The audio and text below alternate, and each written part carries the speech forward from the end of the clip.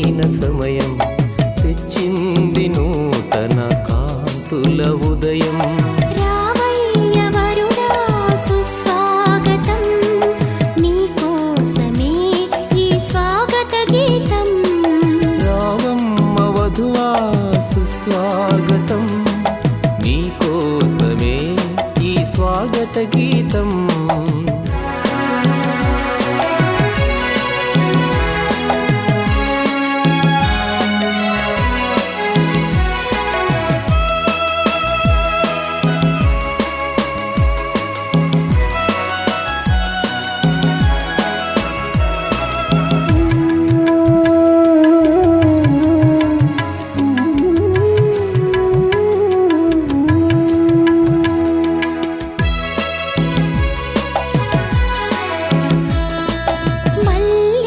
పరిమళం జల్లిన వేళ, అల్లరి తెమ్మెర తాకిన వేళ. మల్లెలు పరిమళం జల్లిన వేళ, అల్లరి తెమ్మెర తాకిన వేళ.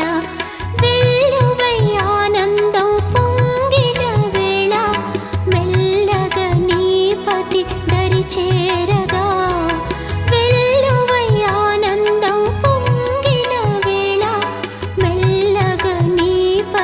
దరి చేరగా. రావమ్మ వధువా సుస్వాగతం, నీకోసమే ఈ స్వాగత గీతం. రావమ్మ వధువా సుస్వాగతం, నీకోసమే ఈ స్వాగత గీతం.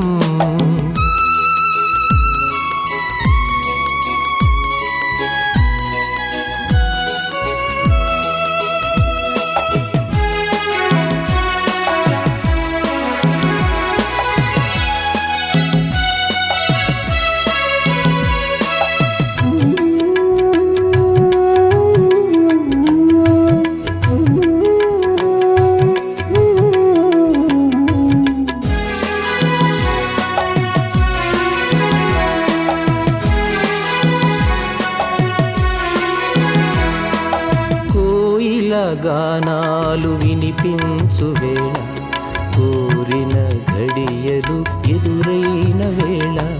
కోయిల గానాలు వినిపించు వేళ, కోరిన ఘడియలు ఎదురైన వేళ.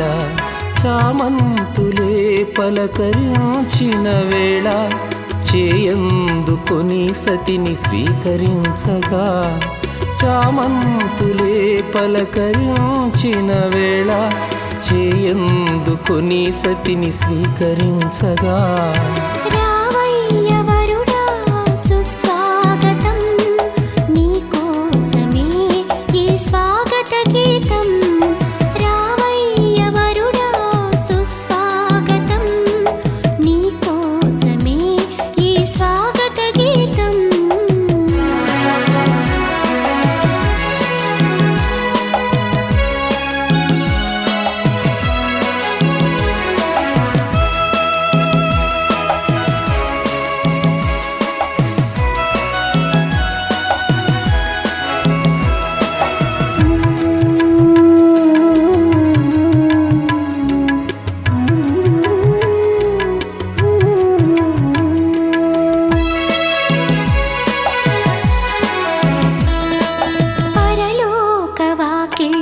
తెరచుకున్న వేళ, పరమాశీర్వాదాలే కురియుచున్న వేళ. పరలోక వాకిళ్ళు తెరచుకున్న వేళ, పరమాశీర్వాదాలే కురియుచున్న వేళ. మనసైన నీ వరుడు ఎదురు చూచు వేళ, వినయముగా నీ ప్రియుని సంధించగా. మనసైన నీ వరుడు ఎదురు చూచు వేళ, వినయముగా నీ ప్రియుని సంధించగా. రావమ్మ వధువా సుస్వాగతం, నీకోసమే ఈ స్వాగత గీతం. రావమ్మ వధువా సుస్వాగతం, నీకోసమే ఈ స్వాగత గీతం. వచ్చింది వచ్చింది మధురమైన సమయం, తెచ్చింది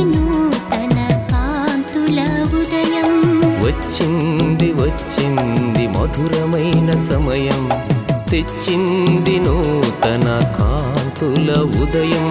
రావయ్య వరుడా సుస్వాగతం నీకోసం.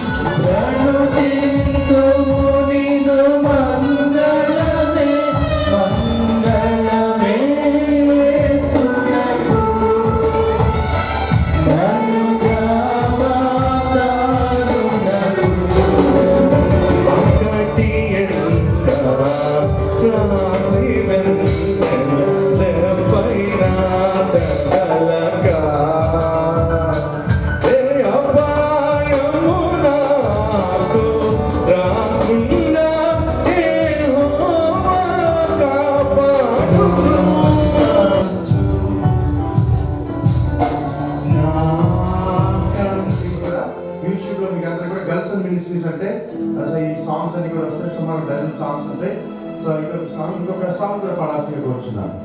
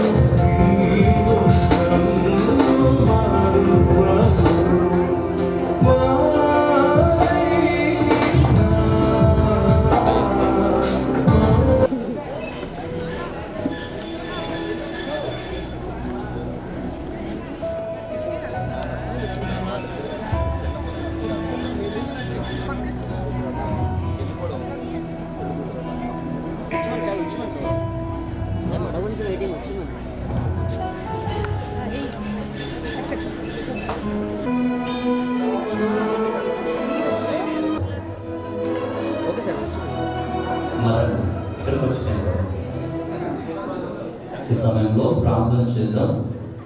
సహాయముగా ఇవి ఏర్పాటు చేసింటే అనేక స్త్రీస్తున్నాం.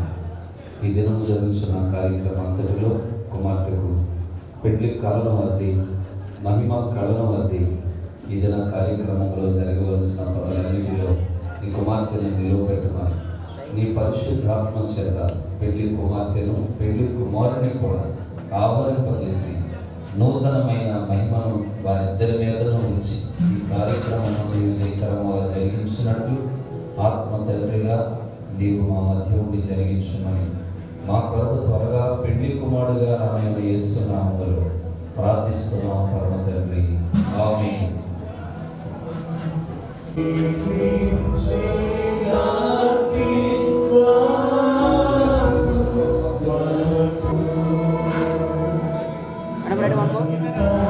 మేడం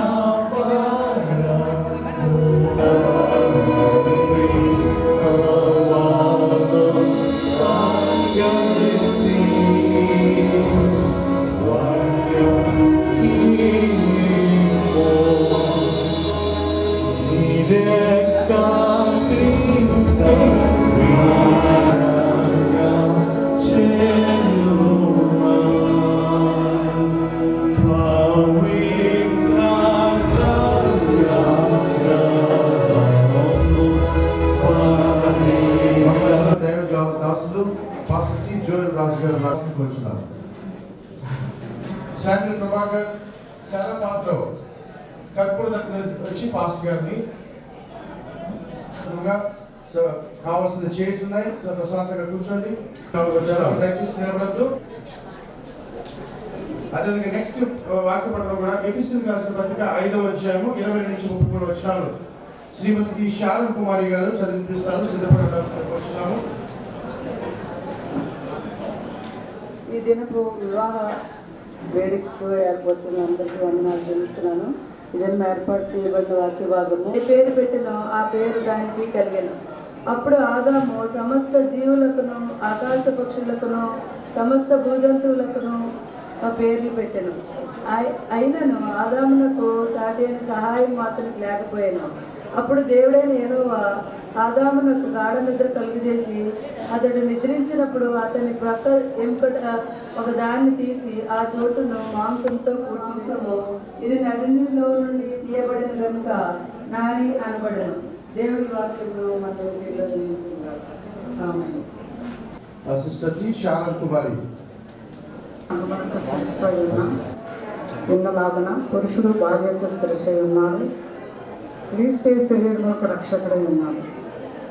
సంఘము క్రీస్తునకు లోబడినట్టుగా భార్యలు కూడా ప్రతి విషయంలోనూ తమ పురుషులకు లోబడవలను. పురుషులారా, మీరును మీ భార్యలను ప్రేమించండి. అటువలే క్రీస్తు కూడా సంఘమును ప్రేమించి అది కలంకమైనను ముడతైనను అట్టిది మరి ఏదైనా లేక పరిశుద్ధమైనదిగాను నిర్దోషమైనదిగాను మహిమల సంగమునకు ఆయన తన ఎదుట దానిని నిలవబెట్టుకొనవలను. వాక్యముతో ఒకటి స్నానం చేత దానిని పవిత్రపరిచి పరిశుద్ధపరచుటకై దాని కొరకు తను తాను అప్పగించుకున్నాను. అటువలనే పురుషులు కూడా తమ సొంత శరీరం వలె తమ భార్యలను ప్రేమింప బద్ధులై ఉన్నారు. తన భార్యను ప్రేమించి వాడు తనను ప్రేమించుకొనిస్తున్నాడు. తన శరీరంలో ద్వేషించిన వాడెవడను లేడు, కానీ ప్రతి వాడును దాన్ని పోషించి సంరక్షించకును. మనము క్రీస్తు శరీరమునకు అవయములై ఉన్నాము కనుక అలాగే క్రీస్తు కూడా సంఘమునకు పోషించి సంరక్షించుచున్నాడు. ఈ హేతువు చేత పురుషుడు తన తండ్రిని తల్లిని విడిచి తన భార్యను అత్తుకొనును, వారిద్దరును ఏక శరీరమగుదురు. ఈ మర్మము గొప్పది. అయితే నేను క్రీస్తుని గురించి సంఘమును గురించి చెప్పుచున్నాను. మెట్టకు మీలో ప్రతి పురుషులను తన వలనే తన భార్యను ప్రేమింపవలను. భార్య అయితే తన భర్త యందు భయము కలిగి ఉండునట్లు చూచుకొనవలను. దేవుడి పరిశుద్ధ వాక్యం తన వెనుకల్లో భద్రపరచును గాక. అందరికీ వారికి ద్రాక్షారసం లేదని ఆయనతో చెప్పగా యేసు ఆమెతో, అమ్మా, నాతో నీకేమి పని? నా సమయం ఇంకనూ రాలేదనెను. ఆయన తల్లి పరిచారకులను చూచి ఆయన మీతో చెప్పినది చేయడనెను. యూదుల శుద్ధీకరణాచార ప్రకారము 2-3 తూముల పట్టు 6 రాతి బాణలు అక్కడ ఉంచబడి ఉండెను. యేసు ఆ బాణలు నీళ్లతో నింపుడని వారితో చెప్పగా వారు వాటిని అంచుల మట్టుకు నింపిరి. అప్పుడు ఆయన వారితో, మీరిప్పుడు ముంచి విందు ప్రధాని యొద్దకు తీసుకొని పొండని చెప్పగా వారు తీసుకొని పోయిరి. ఆ ద్రాక్షారసము ఎక్కడి నుండి వచ్చెనో ఆ నీళ్లు ముంచి తీసుకొని పోయిన పరిచారకులకే తెలిసినది, కానీ విందు ప్రధానికి తెలియకపోయెను. కనుక ద్రాక్షారసమైన ఆ నీళ్లు రుచి చూచినప్పుడు ఆ విందు ప్రధాని పెండ్లి కుమారుని పిలిచి, ప్రతి వాడును మొదట మంచి ద్రాక్షారసం పోసి జనులు మత్తుగా ఉన్నప్పుడు జబ్బు రసం పోయిను. నీవైతే ఇదివరకును మంచి ద్రాక్షారసం ఉంచుకొని ఉన్నామని అతనితో చెప్పెను. గలిలయలోని కానాలో యేసు ఈ మొదటి సూచక్రియను చేసి తన మహిమను బయలుపరిచెను. అందువలన ఆయన శిష్యులు ఆయన యందు విశ్వాసం ఉంచిరి. దేవుడు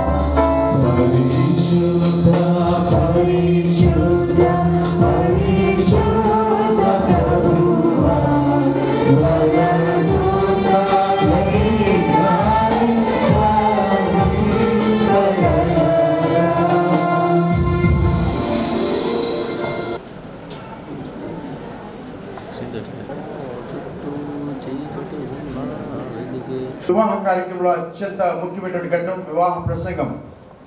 సో వివాహ ప్రసంగం అంటే వివాహ కార్యక్రమం అనేది మరి మామూలుగా రెగ్యులర్గా జరుగుతున్నప్పుడు కూడా చాలా ఘనమైనదని మరి దైవిక గ్రంథంలో రాయబడింది కాబట్టి, అదేవిధంగా చాలాసార్లు వివాహం అనేది it's not just for but till that moment so we have to be serious.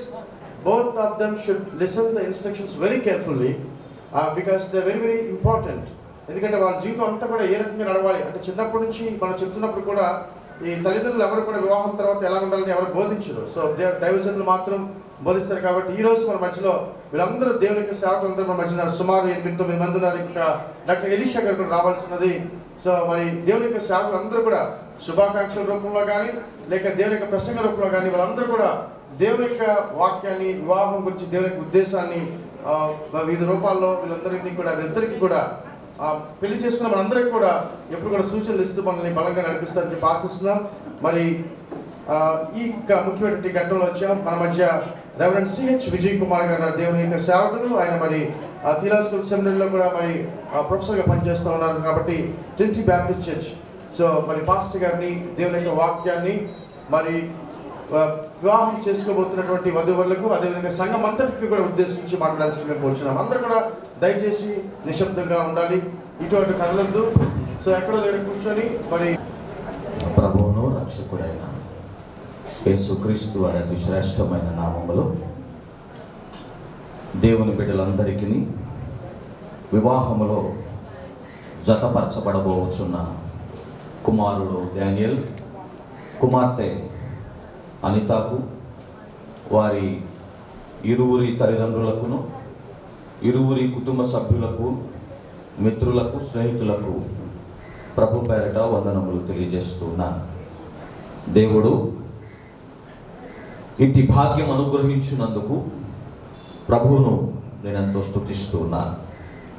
ప్రియులారా, ఎఫెసీయులకు రాసిన పత్రిక 5వ అధ్యాయము, ఎఫెసీయులకు రాసిన పత్రిక 5వ అధ్యాయము 25 నుండి 28 వచనం వరకు మన వినికిడిలో చదవబడి ఉంది. ఆ భాగములో కొన్ని మాటలు చదివి దేవుని వాక్కు కొరకు మనము సిద్ధపడతాం.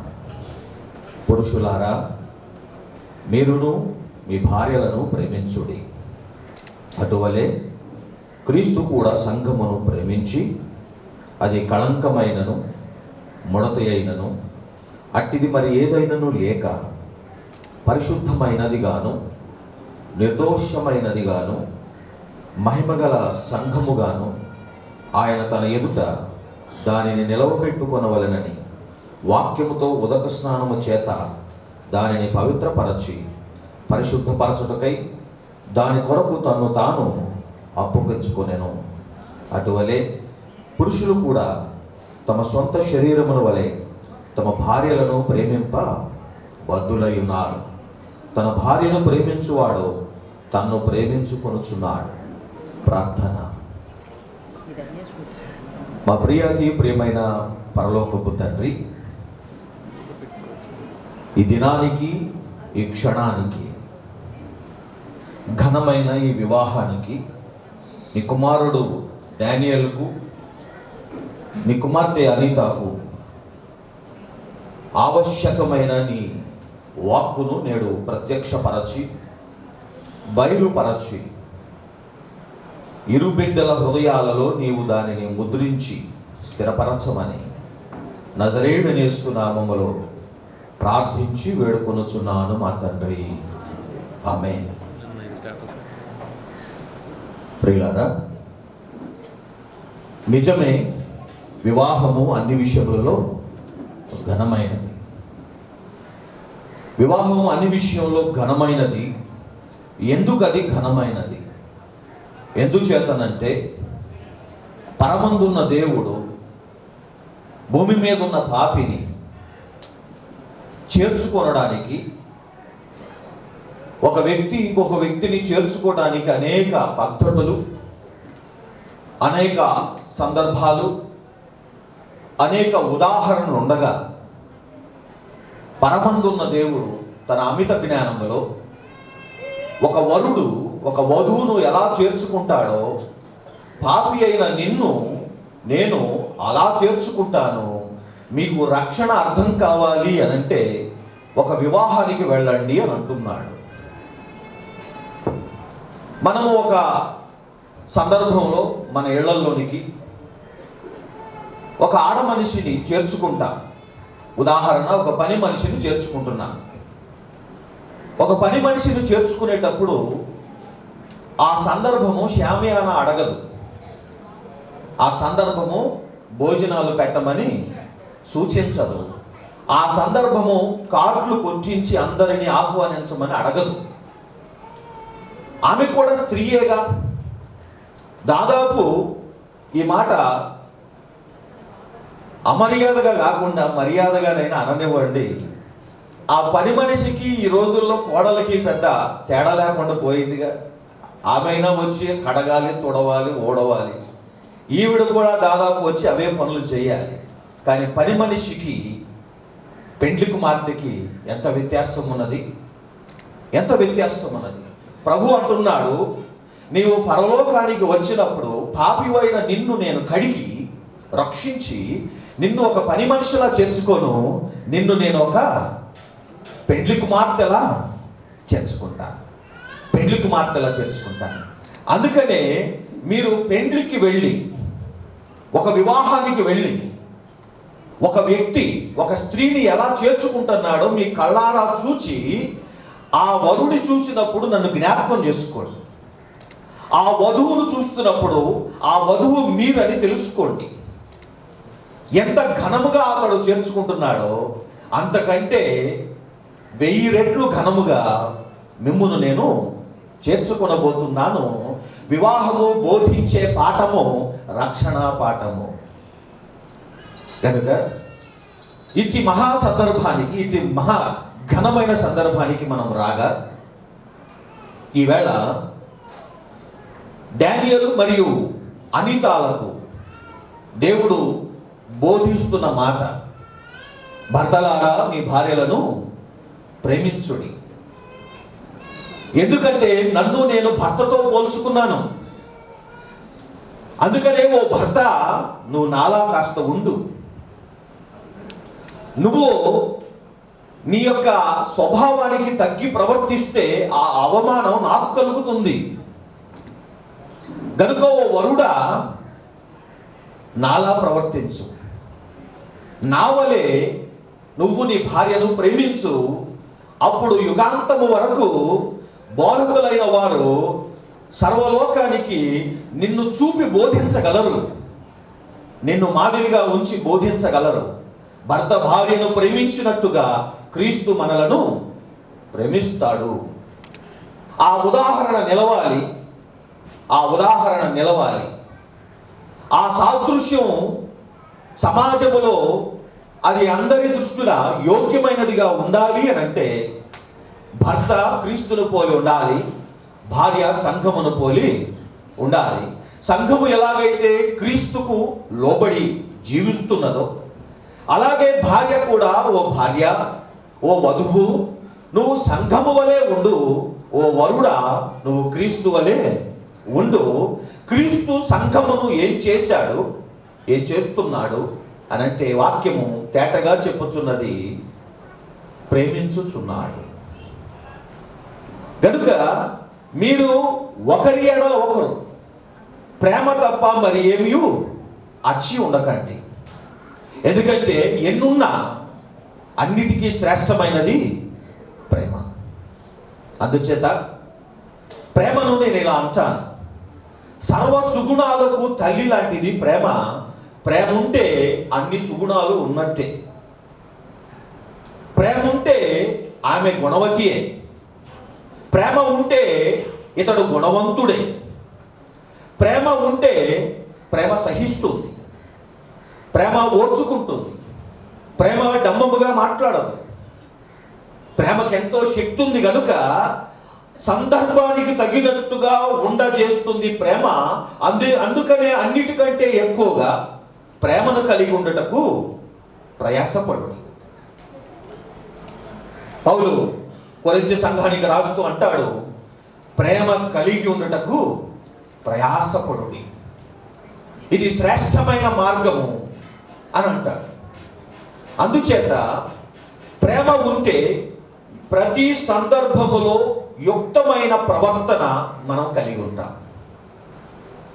ప్రేమ లేక మరి ఏమున్నా ఎన్నున్నా ఏదో ఒక సందర్భములో మనము దుష్ప్రవర్తన ద్వారా విఫలం అవ్వచ్చు, దేవుని దృష్టిలో అయోగ్యులం అవ్వచ్చు. ఏ దినమందైనను ఏ క్షణమందైనను ఎట్టి పరిస్థితుల్లోనూ వరుడు విఫలం అవ్వకూడదు, వధువు విఫలం అవ్వకూడదు. వారిరువురు అనింద్యులుగా ఉండాలి. సంతోషమందును అనింద్యులుగా ఉండాలి, దుఃఖమందును అనింద్యులుగా ఉండాలి అని అంటే ఇరువురిలోనూ 24 గంటల పాటు వారిలో ప్రేమ ఉండాలి. అదే పరిశుద్ధాత్మ దేవుడు క్రీస్తును మాదిరిగా ఉంచి వధూవరులకు బోధిస్తున్నాడు.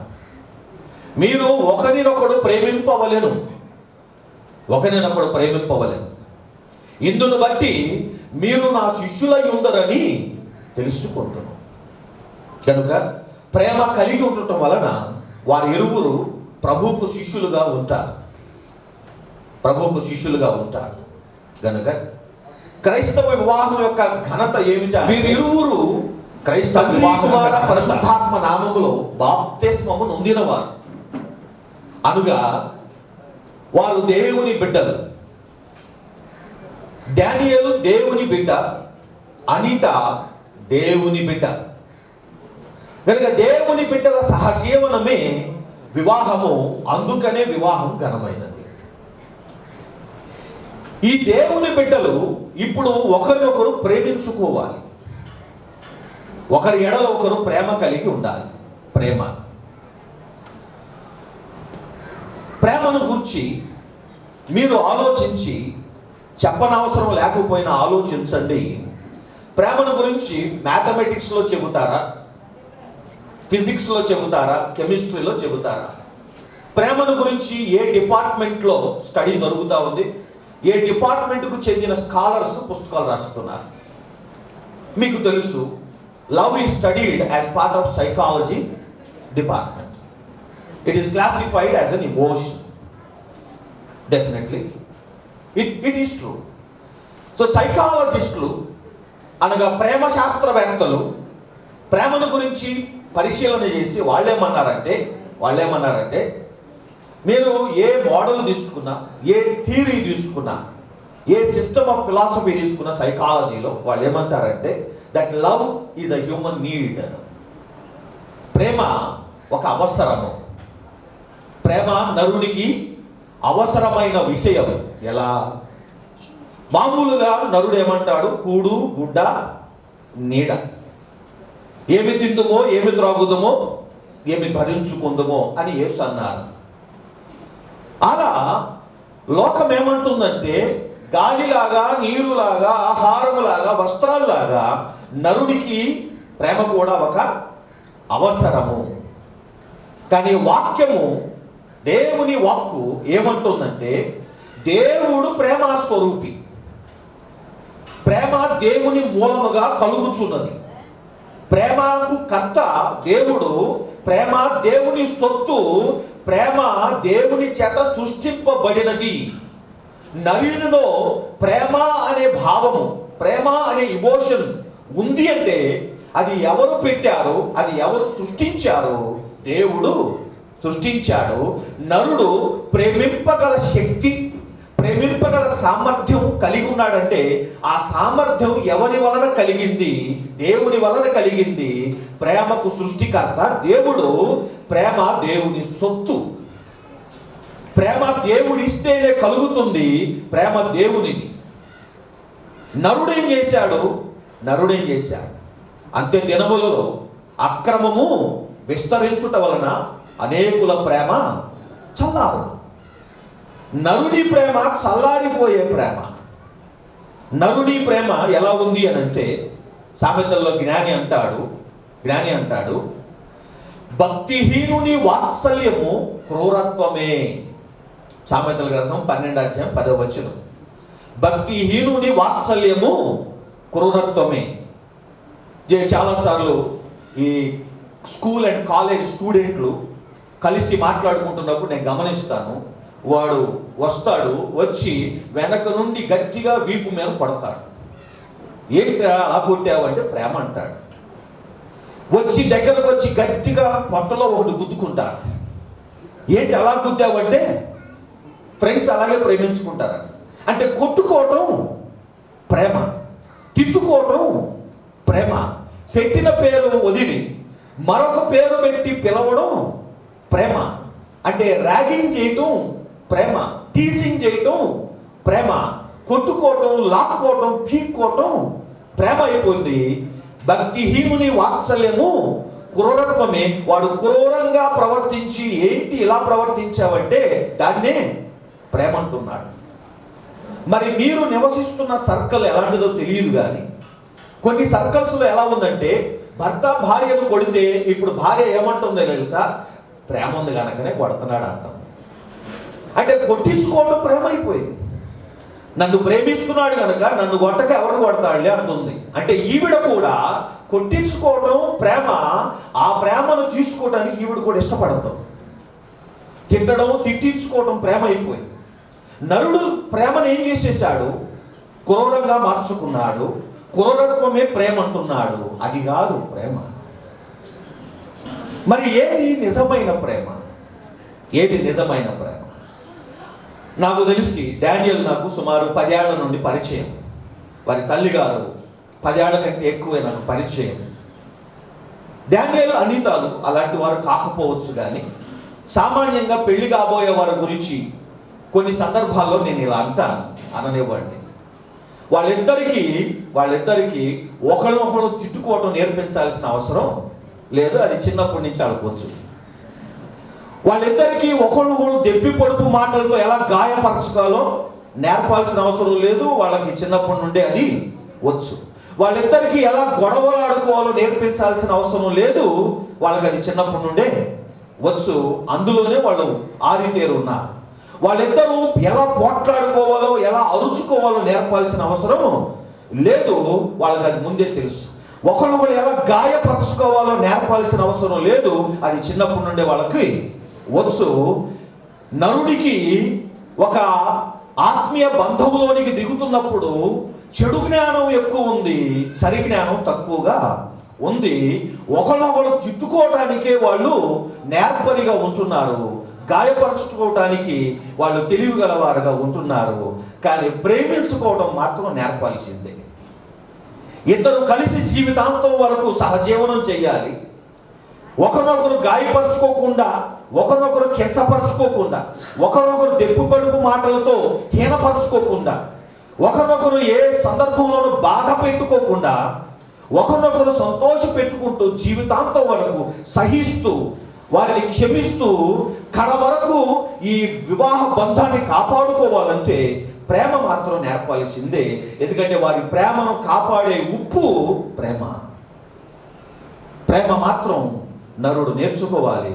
ఎందుకంటే లోకము అది మనకు నేర్పదు. లోకము నేర్పే ప్రేమ అది విరుద్ధము, అది ప్రేమ కాదు. మరి దేవుని ప్రేమ ఎలా ఉంది? దేవుడు నేర్పే ప్రేమ ఎలా ఉంది?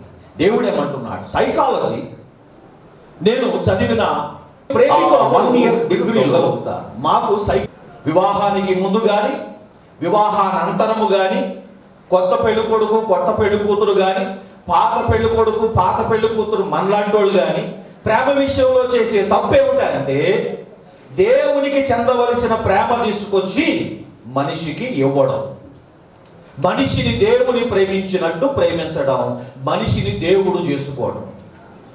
ఎప్పుడైతే మనిషి దేవుని ప్రేమించాల్సిన ప్రేమతో, మనిషి దేవుని ప్రేమించాల్సిన ప్రేమతో మనిషిని ప్రేమిస్తాడో, మనిషి దేవుడు అవుతాడో, అది మొదటి 2 ఆజ్ఞలు తప్పిన వాడు అవుతాడు. నేను ఒకవేళ నా భార్యను లేదా నా భార్య నన్ను పూర్ణ హృదయముతో, పూర్ణ మనసుతో, పూర్ణ ఆత్మతో, పూర్ణ శక్తితో ప్రేమిస్తే ఇప్పుడు ఆమెకు నేను దేవుడను. ఆమె మొదటి 2 ఆజ్ఞలు తప్పినట్టు ప్రభు అంటాడు, నేనే దేవుడను, నేను తప్ప వేరొక దేవుడు లేడు. మీరు నన్ను ఆ ప్రేమతో ప్రేమించాలి, ఏ మనిషిని ఆ ప్రేమతో మీరు ప్రేమించకూడదు. నవదంపతులు చేసే పెద్ద తప్పు, పాత దంపతులు కూడా చేస్తున్న మహాతప్పు ఏమిటంటే దేవునికి చెందవలసిన ప్రేమ తీసుకొచ్చి దొంగిలించి నరునికి ఇవ్వడమే. గనుక నవదంపతులు ఒకవేళ తప్పు చేస్తే ప్రేమ విషయంలో ఎక్కడ చేస్తారంటే అసలు ప్రేమించుకోవటం మహాతప్పు అవుతుంది, తక్కువ ప్రేమించడం తప్పు అవుతుంది, ఎక్కువ ప్రేమించడం మహాపాపం అయిపోతుంది. మరి ఎలా ప్రేమించాలి? తగినంత ప్రేమించాలి. తగినంత అనే కంటే సరిగా ప్రేమించాలి. మనిషిని మనిషిలా ప్రేమించాలి, దేవుణ్ణి దేవునిలా ప్రేమించాలి. ఎందుకంటే భార్య ఎవని అనుగ్రహము? దేవుని అనుగ్రహం. భార్య దేవుని బహుమానం. పెళ్లి అయిన తరువాత భర్త చేసే పెద్ద పొరపాటు ఏంటంటే ఈ భార్యనిచ్చిన ఆ దేవుణ్ణి మరచి భార్యను దేవతగా చేసేసి బెడ్రూము గర్భగుడి అయిపోతుంది, భార్య విగ్రహం అయిపోతుంది, భర్త పూజారి అయిపోతున్నాడు, కొత్త మతం కనిపెట్టాడు, గదిలోంచి బయటికి రావడం లేదు. కనుక ఎప్పుడైతే భార్య పూజారి అయి భర్తను దేవతగా చేసుకుంటుంది, అప్పుడు పెళ్లి చేసిన వారందరూ కంగారు పడతారు. వీళ్ళందరికీ మనం కనపడటం లేదు, దేవుడు కూడా కనపడటం లేదంటే ఎందుకంటే వీరు ఒకరినొకరు దేవీ దేవతలుగా చేసుకున్నారు. ఇది బైబిల్ మతం కాదు, ఇది క్రీస్తు మతం కాదు, ఇది కొత్త మతం లాగా ఉంది. కనుక అప్పుడు మనుషులు కంగారు పడి నోరు మెదపకుండా ఉండినా దేవుడు మాత్రం చూస్తూ మౌనంగా ఉండలేడు. తన ప్రేమ తీసుకెళ్లి ఒక వ్యక్తి ఇంకొకరికి ఇస్తుంటే దేవుడు రోషము గలవాడు, ఆయన బరిలోనికి దిగుతాడు. తన ప్రేమ తాను దక్కించుకోవడం ఆయనకి తెలుసు. తనదైన వస్తువు తీసుకెళ్లి ఇంకోళ్ళకి ఇచ్చి వాళ్ళు అనుభవించేస్తున్నారంటే దేవుడు మాత్రం చూస్తూ ఊరుకోడు. చుట్టూ ఉన్న అత్తమామలు, తల్లిదండ్రులు, చుట్టూ ఉన్న తమ్ముళ్ళు, చెల్లెళ్ళు ఇది చూసి మౌనంగా ఉండొచ్చు, ఏమైనా అనుకుంటారేమన్న భయముతో వాళ్ళు మౌనం పాటించవచ్చు. కానీ దేవుడు మాత్రం మౌనంగా ఉండడు, ఇట్టి దొంగలను శిక్షిస్తాడు. ప్రేమ దొంగిలించరాదు, ప్రేమ తప్పుగా చేయరాదు. దేవుని ప్రేమ ముందు దేవునికి మూటగట్టి పంపాలి, మిగిలింది మనం పంచుకోవాలి. దేవుని ప్రేమ దేవునికి ఎలా మూటగట్టి పంపాలి అని అంటే పూర్ణ హృదయంతో. పర్సంటేజ్ లేదు ఇందులో. దేవుడు సంపాదనలో పర్సంటేజ్ అడుగుతాడేమో కానీ హృదయం మాత్రం 100% అడిగాడు. హృదయం ఎవరికి లీజుకి ఇవ్వడానికి వీల్లేదు, పోర్షన్ చేసి దాన్ని అద్దెకి ఇవ్వడానికి వీల్లేదు. హృదయము మాత్రం దేవునిది. పూర్ణ హృదయముతో భర్త దేవుని ప్రేమించాలి, పూర్ణ హృదయంతో భార్య దేవుని ప్రేమించాలి. కనుక ప్రేమ విషయంలో నవదంపతులు మొదట తీర్మానం ఏం చేసుకోవాలంటే పూర్ణ హృదయముతో వారు ఇరువురు దేవుని ప్రేమించాలి. పూర్ణ హృదయంతో ఒకరినొకరు ప్రేమించుకోకూడదు, అది మహాపాపం. పూర్ణ మనసుతో ఎప్పుడైతే పూర్ణ హృదయంతో ప్రేమిస్తామో అప్పుడు భార్య ఏమంటుందో తెలుసా? ఆఫీస్కి వెళ్ళిన అరగంటకే ఫోన్ చేస్తాం, ఏం చేస్తున్నాం? పూర్ణ హృదయం ప్రేమ అలా ఉంటుంది. అరగంటకే ఫోన్ చేసి ఏం చేస్తున్నాం అంటే, గడికి ఫోన్ చేసి ఎక్కడున్నామంటే, ఏంటంటే నువ్వు లేకపోతే ఉండలేకపో. ఆ మాట ఎవరిని అనాలి? ప్రభువుని అనాలి. అయ్యా నువ్వు లేకపోతే నేను ఉండలేను. కానీ ఒక నరుడు ఇంకొక నరుని చూసి ఏమంటున్నాడు? నువ్వు లేకపోతే నేను బ్రతకలేను. అక్కడ పాపం జరిగిపోయినట్టే.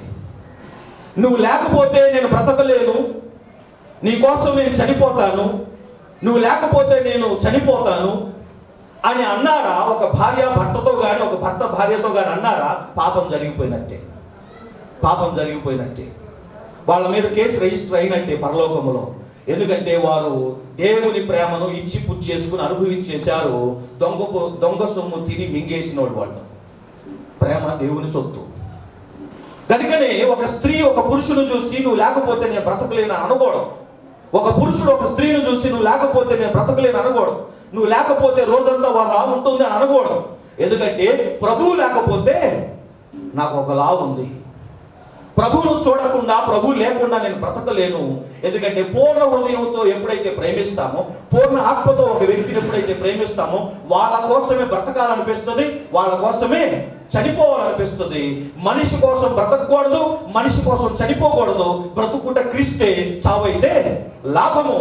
నవదంపతులు క్రీస్తు కొరకు బ్రతకాలి. ఎవడనో తన కోసము బ్రతకడు, ఎవడనో తన కోసము చనిపోడు. మనమందరము ప్రభు కోసం బ్రతుకువారము, ప్రభు కోసం చనిపోదు. సో మనకి బైబిల్ ఏం చెప్తుందంటే you should never love anything more than God. దేవుని కంటే ఎక్కువగా దేన్ని ప్రేమించకూడదు. సో మనకి వివాహం అయిన తర్వాత చాలా ఎక్సైట్మెంట్తో if you start loving your wife more than your like God, so God will no like sometimes will obstruct, will interview in between. So మనకంటే మనకి వివాహం అయిన తర్వాత భార్య భర్తని కానీ, భర్త భార్యని కానీ దేవుని కంటే ఎక్కువగా ప్రేమించినప్పుడు so he will create like obstruction, ఒక అడ్డంకిని పెట్టి తిరిగి దేవుడు తన వైపు తనను ఎక్కువగా ప్రేమించుకునే విధంగా చేస్తూ ఉంటాడు. సో ప్రేమ గురించి చాలా అద్భుతంగా దేవుని యొక్క సేవకులు చెప్పినారు. It's really eye opening. And first time I'm listening such a wonderful message brother.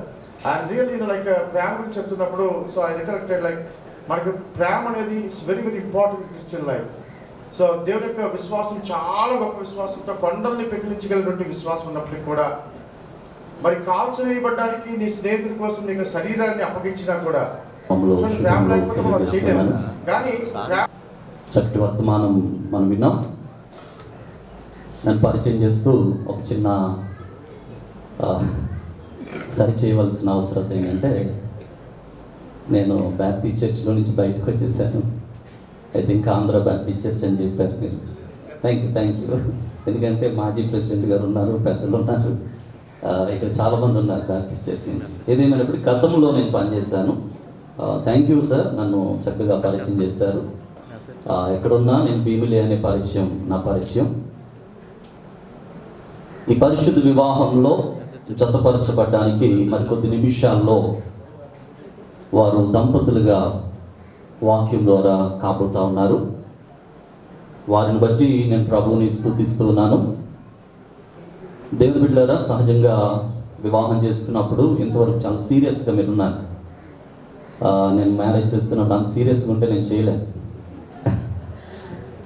నిన్నే ఒక మ్యారేజ్ చేశాను, 76వ పెళ్ళి నేను చేస్తున్న పెళ్ళిలో. ఇది 77, 77వ పెళ్ళి. నేను మ్యారేజ్ చేస్తూ ఉంటే పెళ్ళికొడుకు తాళి కడుతూ ఉన్నాడు. తాళి కడుతూ అంటున్నాడు, పాస్టర్ గారు చేతిలో నిండిపోతున్నాయండి అన్నాడు. బాబు ఇప్పుడు స్టార్ట్ అయింది, నువ్వు ఇంకెక్కడి నుంచి నీ లైఫ్ స్టార్ట్ అయింది, చాలా జాగ్రత్తగా ఉండు అని చెప్పాను. ఇప్పుడు కూడా ఇక్కడికి వచ్చినప్పుడు పెళ్ళి కొడుకు చాలా సీరియస్గా కూర్చున్నాడు. ఎప్పుడు వరకు సీరియస్గా ఉంటాడని నేను అబ్జర్వ్ చేస్తున్నాను. పెళ్లి కూతురు వచ్చిన తర్వాత ఒక చిన్న సైడ్ లుక్ వేసాడు. ఇలాగా ఎప్పుడైతే సైడ్కి చూశాడో లోపల నుంచి ఉప్పొంగింది సంతోషం. డానియల్ గురించి మీకు తెలుసు బాగా. మరి బిగ్గరగా నవ్వడు, అంటే ఎక్కువగా నవ్వడు, చిన్న నవ్వే, కానీ కోపం మాత్రం పెద్దదే. మాస్టర్ గారు మరి ఎందుకు చెప్పారో తెలియదు, కానీ కోపం నేర్పించక్కర్లేదు, ద్వేషం నేర్పించక్కర్లేదు. కానీ చాలా అద్భుతంగా మంచి కుటుంబం. దేవుని బిడ్డలు నేను ఖచ్చితంగా చెప్పగలను. ఆంటీ ప్రభు పాదాల దగ్గర మోకరించే అనుభవం, ప్రభు సేవకుల్ని ప్రేమించే అనుభవం, ప్రభువుతో సహవాసం, ఆంటీకున్న ఆ ప్రాముఖ్యమైన అనుభవం నిజంగా బాబుని పెంచి ప్రయోజకుడిని చేసి ఒక మంచి పొజిషన్లోనికి వచ్చాడు. అంటే నేనైతే ప్రభు సేవకుని అంటానో ఆ తల్లి ప్రార్థన, కేవలం తల్లి ప్రార్థన. కాబట్టి దేవుడు మంచి బిడ్డను దేవుడు ఏర్పాటు చేశాడు. దేవుని నమ్మిన వారిని దేవుడు ఎప్పుడు సిగ్గుపరచడు. కాబట్టి దేవుడు అద్భుతంగా వారిని జతపరచబోతా ఉన్నాడు. ఒక చిన్న మాట చెప్పి నేను వివాహ రిజిస్ట్రేషన్కి వెళ్ళిపోతాను. ఒక దినాన వివాహం అయిపోయిన దంపతులు వారి కుటుంబ జీవితాన్ని నడిపించుకుంటా ఉన్నారు. నడిపించుకుంటున్నప్పుడు చాలా కాలం అయిపోయింది. భార్య వంటగదిలో ఉండి వంట చేస్తూ ఉందట. భర్త హాల్లో ఉండి టీవీ చూస్తూ ఉన్నాడు. టీవీ చూస్తూ కొద్దిసేపటికి కళ్ళల్లో నీళ్లు పెట్టుకున్నాడట, ఏడుస్తూ ఉన్నాడు. భార్య లోపల నుంచి భర్తను చూస్తుంది. భర్త ఏం చూస్తున్నాడో భార్య చూడలేదు. భర్తను అడుగుతూ ఉందట, అయ్యా ఏంటి, ఏ సీరియల్ చూస్తున్నారు మీరు, అంత ఏడుస్తున్నారు అన్నదట. ఏమన్నా మాట అర్థమవుతుంది కదా. ఏ సీరియల్ చూస్తున్నారండి మీరు అంత ఏడుస్తున్నారు అంటే, వివాహం అన్ని విషయంలో ఘనమైనది అని నీ వాక్యం చెప్పినట్లుగా ఇది నీ నిర్ణయం, మనుషుల యొక్క నిర్ణయం కాదు. నీవు మనిషిని ప్రేమించి నరుడు ఒంటరిగా ఉండడం మంచిది కాదని వాని కొరకే నీవు సాటి అయిన సహాయాన్ని ఏర్పాటు చేస్తావు. దేవా, డానియల్ జీవితంలో ఇది నాన్న నీవు సాటి అయిన సహాయముగా తిన కుమార్తెని స్థలంలోనికి తీసుకుని వచ్చాడు. జరగబోతున్న పరిశుద్ధ వివాహంలో అల్పునిగా నిలువబడి ఈ పరిశుద్ధ కార్యాన్ని చేయబోతుంటుండగా బలపరచమని, ఆటంకాలు కొట్టివేయమని యేసు నామంలో అడుగుచున్నాను తండ్రి, ఆమేన్. దేవుని బిడ్డలారా, క్రైస్తవ వివాహం చాలా ప్రాముఖ్యమైంది, ప్రత్యేకమైంది.